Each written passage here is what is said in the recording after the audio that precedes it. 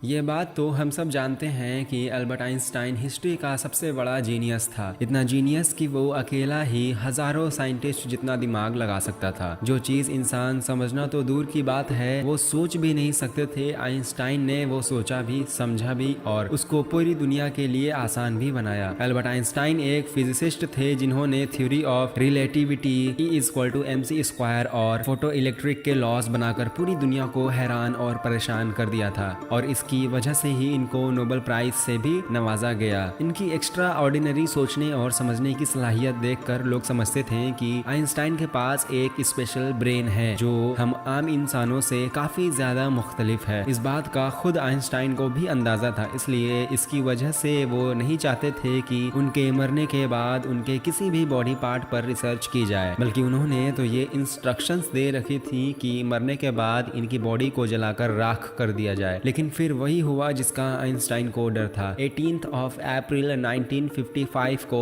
Princeton hospital में जब Einstein का इंतकाल हुआ तो ऑटोप्सी के लिए यानी मौत की वजह जानने के लिए जो डॉक्टर आया उसने चुपके से आइंस्टाइन का ब्रेन निकाल लिया, क्योंकि उसको ये जानने की क्यूरियोसिटी थी कि दुनिया के सबसे बड़े जीनियस के ब्रेन में आखिर ऐसा है क्या।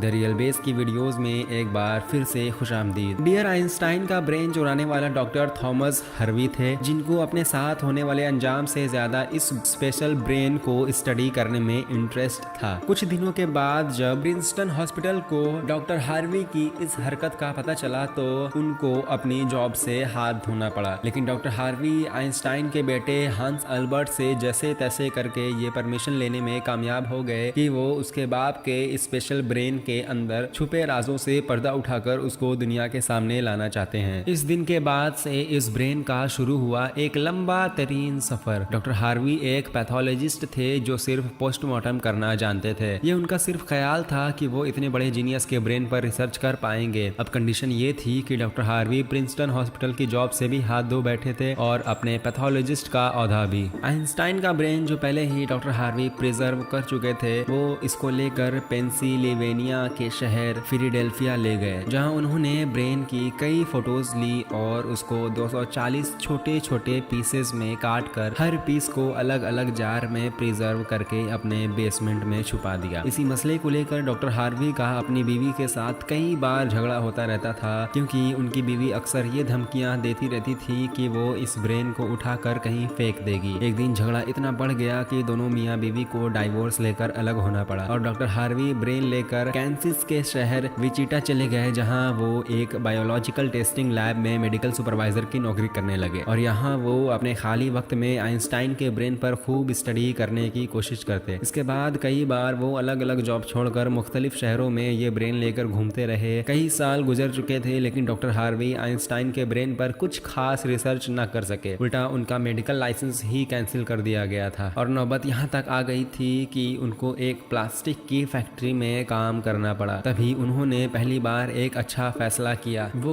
उनके ब्रेन को अलग अलग हिस्सों को दुनिया भर के बेस्ट न्यूरोपैथोलॉजिस्ट के पास डिटेल्ड रिसर्च के लिए भेज ही दें, और उन्होंने ऐसा ही किया। 1955 में ब्रेन चोरी होने के 30 सालों के बाद यानी 1985 में पहली बार आइंस्टाइन के ब्रेन पर एक स्टडी पब्लिश की गई। इसके बाद अगले 28 सालों तक इस जीनियस ब्रेन पर दुनिया भर के न्यूरोपैथोलॉजिस्ट ने कई स्टडीज पब्लिश की, जिनमें बताया गया कि आइंस्टाइन का ब्रेन आम इंसान के ब्रेन से काफी डिफरेंट था। सबसे बड़ा डिफरेंस ब्रेन के कॉर्पस कैलोसम नामी हिस्से में पाया गया। अब यहाँ ये जानना जरूरी है कि ये इंसानी ब्रेन दो अलग अलग हिस्सों में डिवाइडेड होता है। इंसान जो भी काम करता है वो ब्रेन के एक हिस्से में पहले प्रोसेस होता है और फिर ब्रेन हमारे जिस्म के उस हिस्से को सिग्नल देता है। लेफ्ट ब्रेन हमारे जिस्म के राइट हिस्सों को कंट्रोल करता है, जबकि राइट ब्रेन हमारे जिस्म के लेफ्ट हिस्सों को कंट्रोल करता है। इसके अलावा 90% इंसानों का लेफ्ट ब्रेन बोलने, समझने, मैथमेटिकल कैलकुलेशंस और राइटिंग यानी लिखने के दौरान काम करता है, जबकि राइट ब्रेन के पास क्रिएटिविटी, शेप्स को पहचानना,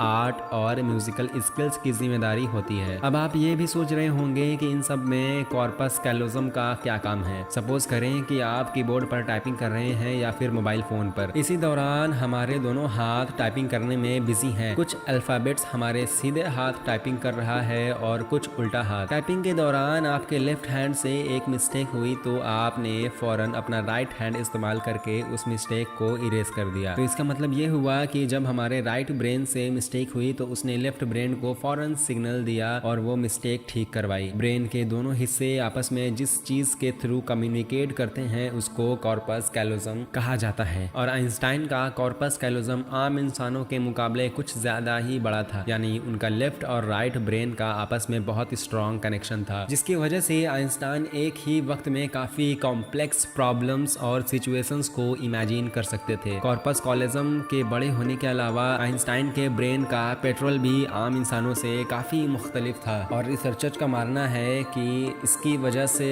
ब्रेन में न्यूरॉन्स का फ्लो काफी बेहतर था। न्यूरॉन्स के अच्छे फ्लो होने का मतलब है कि इनकी मैथमेटिकल कैलकुलेशंस की पावर काफी ज्यादा स्ट्रॉन्ग थी। Albert Einstein complex mathematical problems को बगैर पेन और पेपर के अपने दिमाग की मदद से ही सॉल्व करने की सलाहियत रखते थे। न्यूरॉन्स ज्यादा होने की एक और वजह भी रिसर्च पेपर में बताई गई। जब आइंस्टाइन के ब्रेन का वजन किया गया तो उसका वजन 1230 ग्राम था, जबकि आम इंसानों का ब्रेन 1400 ग्राम का होता है। रिसर्चर्स का मानना है कि इनके ब्रेन की लाइनिंग काफी पतली थी, जिसकी वजह से इनमें ज्यादा न्यूरॉन्स पाए जाते थे। लेकिन सबसे बड़ा सवाल अभी भी वही था कि क्या आइंस्टाइन ऐसे स्पेशल ब्रेन के साथ ही पैदा हुए थे या इनके पैदा होने के बाद उसमें चेंजेस आई। जांच के बाद मालूम हुआ कि अल्बर्ट आइंस्टाइन जब पैदा हुए थे तो वो पूरे 5 साल तक बोल नहीं सकते थे, जबकि दूसरे बच्चे 2 या 3 साल की उम्र में वो बोलना शुरू कर देते हैं। जब उन्होंने बोलना शुरू भी किया तब भी वो ज्यादा बोलना पसंद नहीं करते थे, बल्कि हमेशा अपनी ही सोचों में गुम रहते थे। उनके पास चीजों को मेमोराइज करने की पावर काफी कम थी, यहाँ तक कि उनको सिंपल मैथ के टेबल भी याद करने में मुश्किल होती। वो मैथ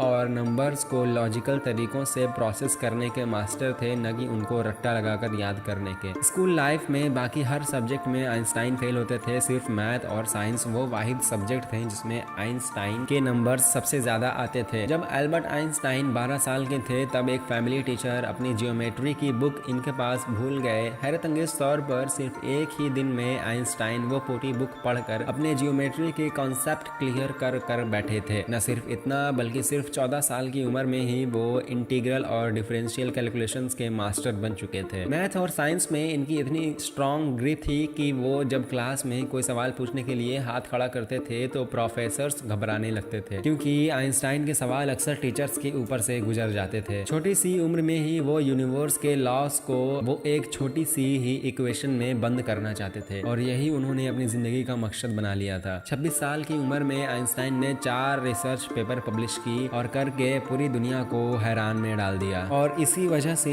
उनको PhD की डिग्री और ह्यूमैनिटी के लिए आला किरदार अदा करने की सूरत में नोबेल प्राइज से भी नवाजा गया। इसका अंदाजा आप सिर्फ इस बात से लगा लें कि आज भी आइंस्टाइन की उन थीसिस के बिना साइंस बिल्कुल अधूरी है। कई डॉक्टर्स और साइंटिस्ट ने ये नतीजा निकाला कि ये आइंस्टाइन का ब्रेन उनके पैदा होने के बाद स्पेशल बना, जिसकी सबसे बड़ी वजह ये थी कि जब उनको अपने सवालों का कोई जवाब नहीं मिलता था तो वो खुद अपने दिमाग की मदद से जवाब तलाश किया करते थे। छोटी उम्र में ही ऐसा करने से उनका ब्रेन उसी हिसाब से डेवलप होता गया। आज भी आइंस्टाइन के ये एक्स्ट्रा ऑर्डिनरी ब्रेन अमेरिका में द मटर म्यूजियम में मौजूद है, जिसको बड़ी हिफाजत से माइक्रोस्कोपिक फिल्म्स में प्रिजर्व करके रखा गया है। उम्मीद है द रियल बेस की ये वीडियो भी आपको बहुत पसंद आई होगी और अगर ये वीडियो पसंद आई तो आप इस वीडियो को एक प्यारा सा लाइक कर दें और ऐसे ही वीडियोस अगर आप देखना चाहते हैं मज़ीद तो हमारे चैनल को सब्सक्राइब भी कर सकते हैं।